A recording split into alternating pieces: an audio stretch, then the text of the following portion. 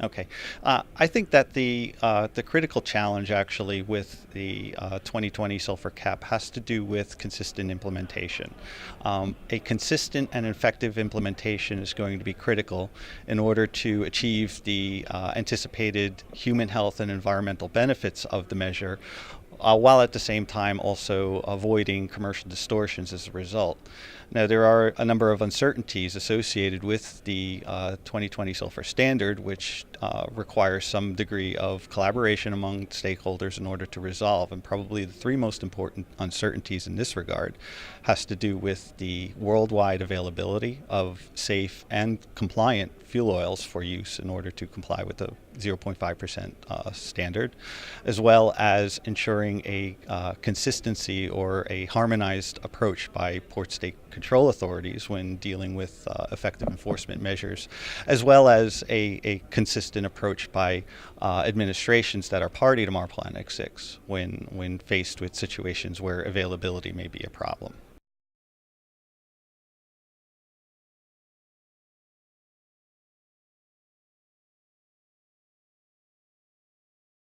As an administration, our key priority is to ensure that all of our ship owners and industry receive the necessary information and guidance in order to make the appropriate commercial decisions as they prepare for compliance.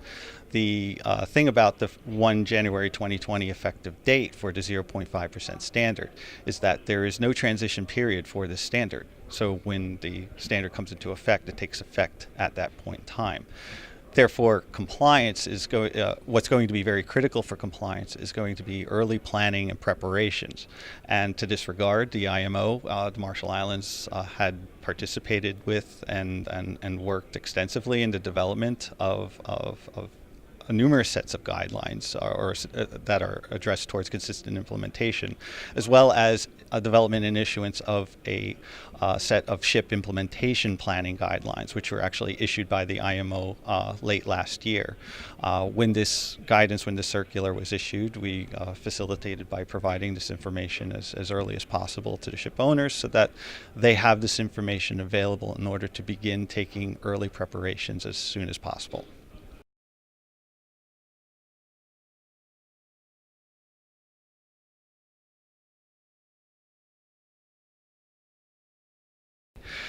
In terms of enforcement, as we see it, the existing measures for enforcement that are already in effect for MARPOL Annex 6 and actually have been in effect since MARPOL Annex 6 took effect will be the same measures, as we see it, will be the same measures that will be utilized to ensure consistent enforcement as well.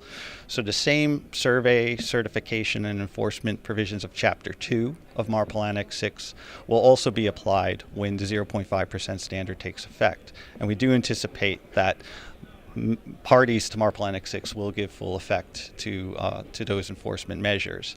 In addition to that, there is, of course, work that has been underway and developed in connection with the IMO's work on consistent implementation of Regulation 1413, which resulted in some additional enforcement measures to make a more robust system, or to provide for a more robust system.